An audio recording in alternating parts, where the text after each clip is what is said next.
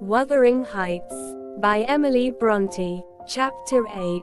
On the morning of a fine June day, my first bonny little nursling, and the last of the ancient Earnshaw stock, was born. We were busy with the hay in a faraway field, when the girl that usually brought our breakfasts came running an hour too soon across the meadow and up the lane, calling me as she ran. "Oh, such a grand bairn," she panted out. "The finest lad that ever breathed. But the doctor says Mrs. must go. He says she's been in a consumption these many months. I heard him tell Mr. Hindley. And now she has nothing to keep her, and she'll be dead before winter. You must come home directly. You're to nurse it, Nellie, to feed it with sugar and milk, and take care of it day and night. I wish I were you, because it will be all yours when there is no Mrs. But is she very ill?" I asked, flinging down my rake and tying my bonnet. "I guess she is, yet she looks bravely," replied the girl, "and she talks as if she thought of living to see it grow a man. She's out of her head for joy, it's such a beauty. If I were her, I'm certain I should not die. I should get better at the bare sight of it, in spite of Kenneth." I was fairly mad at him. Dame Archer brought the cherub down to master, in the house, and his face just began to light up, when the old croaker steps forward, and says he, "Earnshaw, it's a blessing your wife has been spared to leave you this son." When she came, I felt convinced we shouldn't keep her long, and now, I must tell you, the winter will probably finish her. Don't take on, and fret about it too much, it can't be helped. And besides, you should have known better than to choose such a rush of a lass." "And what did the master answer?" I inquired. I think he swore, but I didn't mind him. I was straining to see the bairn, and she began again to describe it rapturously. I, as zealous as herself, hurried eagerly home to admire, on my part, though I was very sad for Hindley's sake. He had room in his heart only for two idols, his wife and himself. He doted on both, and adored one, and I couldn't conceive how he would bear the loss. When we got to Wuthering Heights, there he stood at the front door, and, as I passed in, I asked, "How was the baby?" "Nearly ready to run about, Nell," he replied, putting on a cheerful smile. "And the mistress?" I ventured to inquire. "The doctor says she's—" "Damn the doctor," he interrupted, reddening. "Francis is quite right. She'll be perfectly well by this time next week. Are you going upstairs? Will you tell her that I'll come, if she'll promise not to talk?" I left her because she would not hold her tongue, and she must tell her Mr. Kenneth says she must be quiet. I delivered this message to Mrs. Earnshaw. She seemed in flighty spirits, and replied merrily, "I hardly spoke a word, Ellen, and there he has gone out twice, crying. Well, say I promise I won't speak, but that does not bind me not to laugh at him. Poor soul, till within a week of her death that gay heart never failed her, and her husband persisted doggedly, nay, furiously, in affirming her health improved every day. When Kenneth warned him that his medicines were useless at that stage of the malady, and he needn't put him to further expense by attending her, he retorted, "I know you need not. She's well, she does not want any more attendance from you. She never was in a consumption. It was a fever, and it is gone. Her pulse is as slow as mine now, and her cheek is cool." He told his wife the same story, and she seemed to believe him, but one night, while leaning on his shoulder, in the act of saying she thought she should be able to get up tomorrow, a fit of coughing took her, a very slight one. He raised her in his arms. She put her two hands about his neck, her face changed, and she was dead. As the girl had anticipated, the child Hareton fell wholly into my hands. "Mr. Earnshaw," provided he saw him healthy and never heard him cry, was contented, as far as regarded him. For himself, he grew desperate. His sorrow was of that kind that will not lament. He neither wept nor prayed. He cursed and defied, execrated God and man, and gave himself up to reckless dissipation. The servants could not bear his tyrannical and evil conduct long.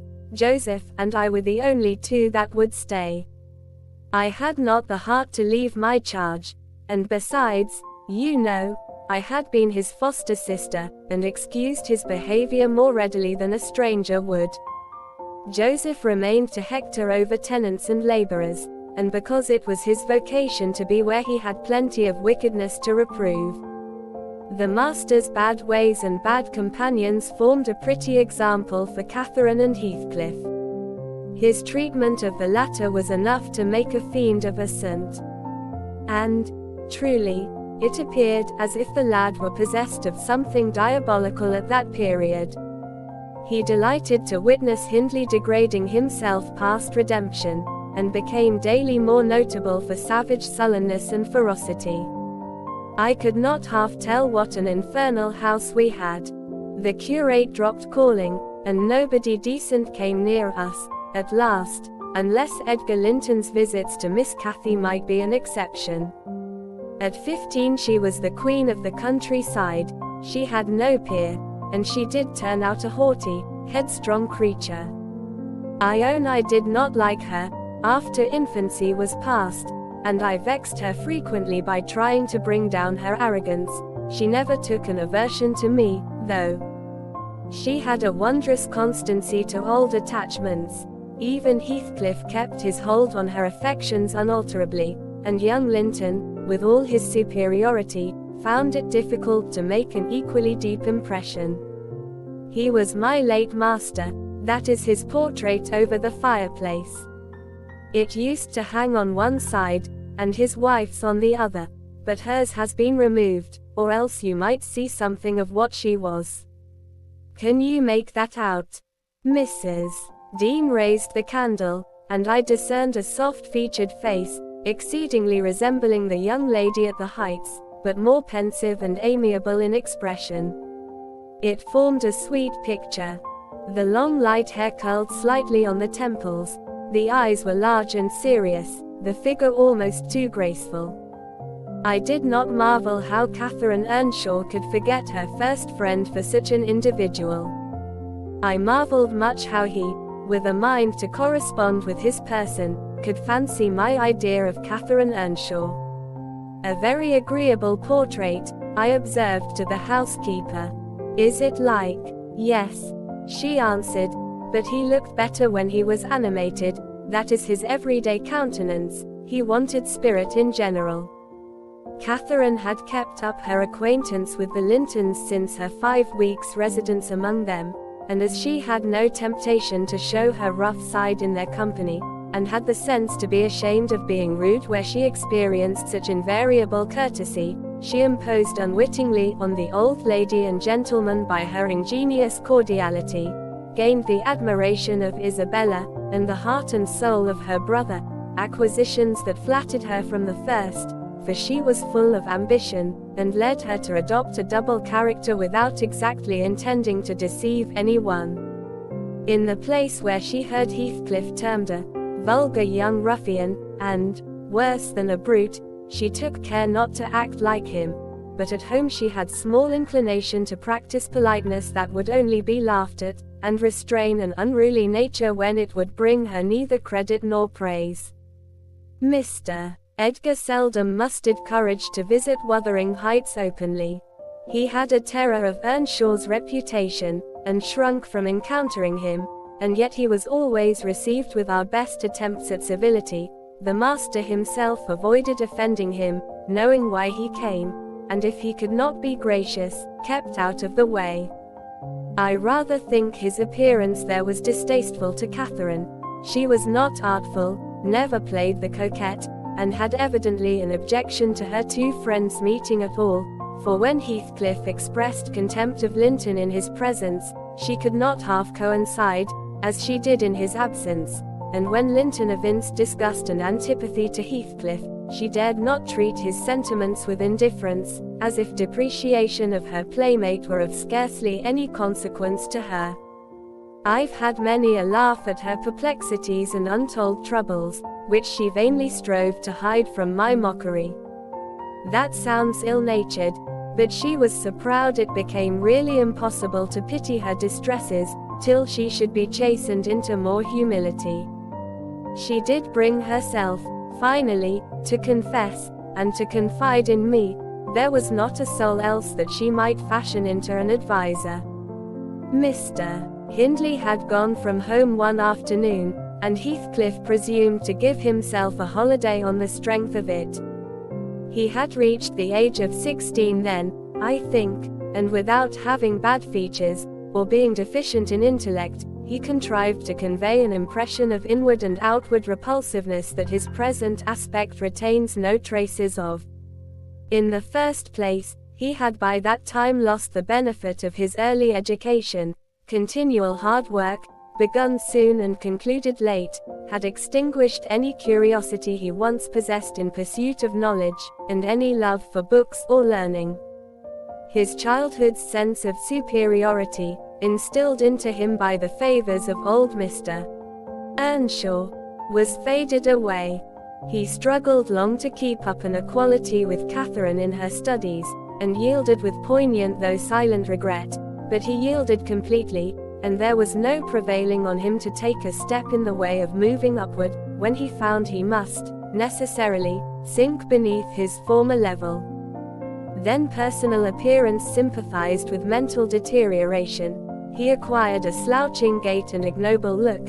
His naturally reserved disposition was exaggerated into an almost idiotic excess of unsociable moroseness, and he took a grim pleasure, apparently, in exciting the aversion rather than the esteem of his few acquaintance. Catherine and he were constant companions still at his seasons of respite from labor, but he had ceased to express his fondness for her in words, and recoiled with angry suspicion from her girlish caresses, as if conscious there could be no gratification in lavishing such marks of affection on him. On the before-named occasion he came into the house to announce his intention of doing nothing, while I was assisting Miss Cathy to arrange her dress. She had not reckoned on his taking it into his head to be idle, and imagining she would have the whole place to herself, she managed, by some means, to inform Mr. Edgar of her brother's absence, and was then preparing to receive him. "Cathy, are you busy this afternoon?" asked Heathcliff. "Are you going anywhere?" "No. It is raining," she answered. "Why have you that silk frock on, then?" he said. "Nobody coming here, I hope?" "Not that I know of," stammered Miss. "But you should be in the field now, Heathcliff." "It is an hour past dinner time. I thought you were gone." "Hindley does not often free us from his accursed presence," observed the boy. "I'll not work any more today. I'll stay with you." "Oh. But Joseph will tell," she suggested. "You'd better go. Joseph is loading lime on the further side of Penistone Crags. It will take him till dark, and he'll never know." So, saying, he lounged to the fire, and sat down. Catherine reflected an instant. With knitted brows, she found it needful to smooth the way for an intrusion. "Isabella and Edgar Linton talked of calling this afternoon," she said, at the conclusion of a minute's silence. "As it rains, I hardly expect them, but they may come, and if they do, you run the risk of being scolded for no good." "Order Ellen to say you are engaged, Cathy," he persisted. "Don't turn me out for those pitiful, silly friends of yours. I'm on the point, sometimes, of complaining that but I'll not." "That they what?" cried Catherine, gazing at him with a troubled countenance. "Oh, Nellie," she added petulantly, jerking her head away from my hands, "you've combed my hair quite out of curl. That's enough. Let me alone. What are you on the point of complaining about, Heathcliff?" "Nothing. Only look at the almanac on that wall." He pointed to a framed sheet hanging near the window, and continued, "The crosses are for the evenings you have spent with the Lintons, the dots for those spent with me. Do you see? I've marked every day." "Yes." "Very foolish, as if I took notice," replied Catherine, in a peevish tone. "And where is the sense of that?" "To show that I do take notice," said Heathcliff. "And should I always be sitting with you?" she demanded, growing more irritated. "What good do I get? What do you talk about? You might be dumb, or a baby, for anything you say to amuse me, or for anything you do, either. You never told me before that I talked too little, or that you disliked my company, Cathy," exclaimed Heathcliff, in much agitation. "It's no company at all, when people know nothing and say nothing," she muttered. Her companion rose up, but he hadn't time to express his feelings further, for a horse's feet were heard on the flags, and having knocked gently, young Linton entered, his face brilliant with delight at the unexpected summons she had received. Doubtless Catherine marked the difference between her friends, as one came in and the other went out. The contrast resembled what you see in exchanging a bleak, hilly, coal country for a beautiful fertile valley, and his voice and greeting were as opposite as his aspect. He had a sweet, low manner of speaking, and pronounced his words as you do. "That's less gruff than we talk here, and softer." "I'm not come too soon, am I?" he said, casting a look at me. I had begun to wipe the plate, and tidy some drawers at the far end in the dresser. "No," answered Catherine. "What are you doing there, Nellie?" "My work, miss," I replied. Mr. Hindley had given me directions to make a third party in any private visits Linton chose to pay. She stepped behind me and whispered crossly, "Take yourself and your dusters off.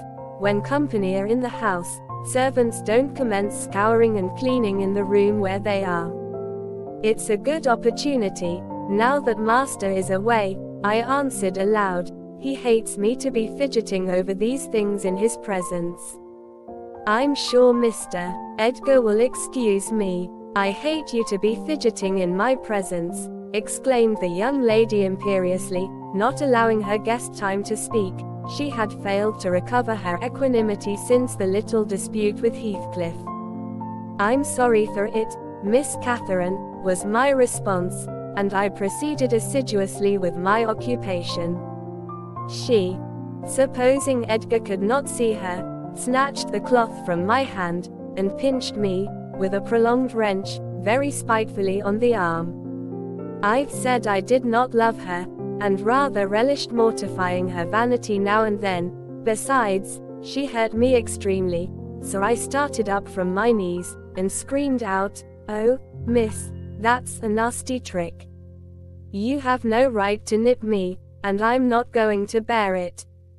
"I didn't touch you, you lying creature," cried she, her fingers tingling to repeat the act, and her ears red with rage. She never had power to conceal her passion, it always set her whole complexion in a blaze. "What's that, then?" I retorted, showing a decided purple witness to refute her. She stamped her foot, wavered a moment, and then, irresistibly impelled by the naughty spirit within her, slapped me on the cheek, a stinging blow that filled both eyes with water. "Catherine, love, Catherine," interposed Linton, greatly shocked at the double fault of falsehood and violence which his idol had committed. "Leave the room, Ellen," she repeated, trembling all over. Little Hareton, who followed me everywhere, and was sitting near me on the floor, at seeing my tears commenced crying himself, and sobbed out complaints against wicked Aunt Cathy, which drew her fury onto his unlucky head.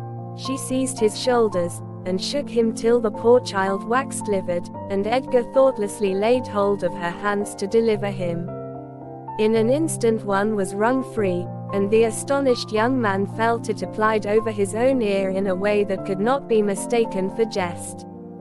He drew back in consternation. I lifted Hareton in my arms, and walked off to the kitchen with him, leaving the door of communication open, for I was curious to watch how they would settle their disagreement. The insulted visitor moved to the spot where he had laid his hat, pale and with a quivering lip. "That's right," I said to myself. "Take warning and begone. It's a kindness to let you have a glimpse of her genuine disposition." "Where are you going?" demanded Catherine, advancing to the door. He swerved aside, and attempted to pass. "You must not go," she exclaimed, energetically. "I must and shall," he replied in a subdued voice. "No," she persisted, grasping the handle. "Not yet, Edgar Linton. Sit down. You shall not leave me in that temper. I should be miserable all night, and I won't be miserable for you." "Can I stay after you have struck me?" asked Linton. Catherine was mute. "You've made me afraid and ashamed of you," he continued. "I'll not come here again." Her eyes began to glisten and her lids to twinkle.